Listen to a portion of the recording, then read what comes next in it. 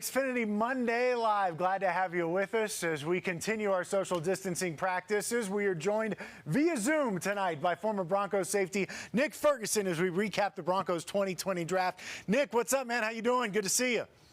I'm doing well, man. How about yourself? I'm good, thank you. Hey, I know you're busy. You're sitting there at the 104.3 The Fan studios right now. You've got your radio show coming up at 7 o'clock. We're going to keep you for the next 29 minutes or so, right up until that show starts. And, of course, we're going to talk about the Broncos draft. I want to start with your overall thoughts on what they did over their last draft, over those last 3 days on Thursday, Friday, and Saturday.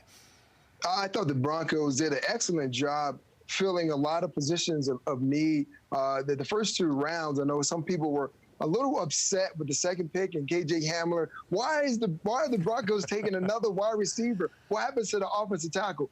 I mean, this has turned into an arms race here in the AFC West. Yep. And if you don't have those wide receivers, you're definitely going to suffer. So I like what they did. They plugged some holes. They got a center. They filled a key role as far as the defensive tackle. They picked up a corner. The only disappointing part for me is I was hoping that the Broncos would take an inside linebacker earlier than they did. They didn't do it. But overall, I'm satisfied with the Broncos and what they did with the 2020 draft. Hey, Nick, once a safety, always a safety, man. You may not be putting on the helmet anymore. You've replaced it with the headphones. But how do you go about trying to contain Jerry Jeudy, the Broncos' first-round pick there? I know that you're glad you don't have to face him on Sundays anymore.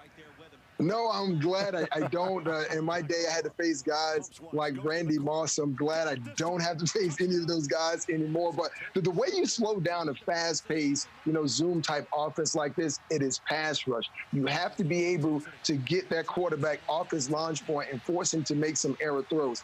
Also, you have to have 3 DBs, not 2, but you need 3 corners in this league because most teams are running 11 personnel, and what that means is 3 wide receivers, or they flex out a tight end that runs exactly like a wide receiver. And the team that comes to mind that is going to present some challenges defensively for the Denver Broncos, the LA Chargers. We know that now they have Chris Harris Jr. Now they're the second best secondary in this league. But in order to beat a team like that, you need fast wide receivers, and the Broncos did that. Hey, Nick, when you look at the draft, I mean, who do you think, which team maybe do you think came away with the best overall selections in that draft if you had to pick one?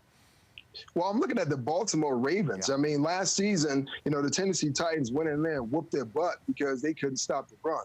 They added Derek Wolfe, Calais Campbell, but then it was the fact of how do you get weapons for Lamar Jackson? We know he's dynamic as a pass thrower and a guy who's running the ball with his hands. So now it's like, let's put some weapons around him. So they went out and grabbed the linebacker. They grabbed the wide receiver. So that team is definitely primed to ask maybe be the number 1 seed or maybe the number 2 seed, even though they don't get a bye. Nick, what did you make of the virtual draft? There were obviously some fantastic moments. I loved Bill Belichick, and they go to for the first shot on round 1, and he's not even there. He's got the dog sitting there.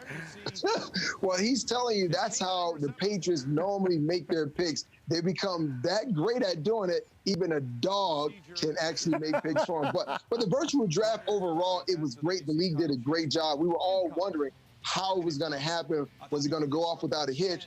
And Vegas even had a couple of prop bets as far as which team would screw things up first, but none of that happened. So this was great by the league. Watch CBSN Denver.